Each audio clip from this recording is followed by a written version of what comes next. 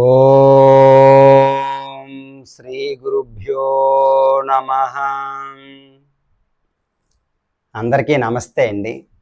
శ్రీమద్ భగవద్గీత 11వ అధ్యాయం విశ్వరూప సందర్శన యోగం నుంచి 28వ శ్లోకం. ఆ శ్లోకం యొక్క అర్థం తెలుసుకుందాం.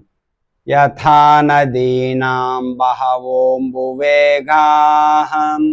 సముద్రమేవాభిముఖా ద్రవంతి తథా తవామి నరలోకవీరాః విశంతి వక్త్రాణ్యభివిజ్వలంతి. విశ్వరూపము గురించి ఈ శ్లోకంలో అర్జునుడు ఏం చెప్తున్నాడో ఇప్పుడు తెలుసుకుందాం. నదుల యొక్క పలు తరంగాలు సముద్రములోకి ప్రవేశించినట్లుగా ఈ మహాయోధులందరూ నీ నోళ్లలోకి ప్రవేశించి మండుతున్నారు.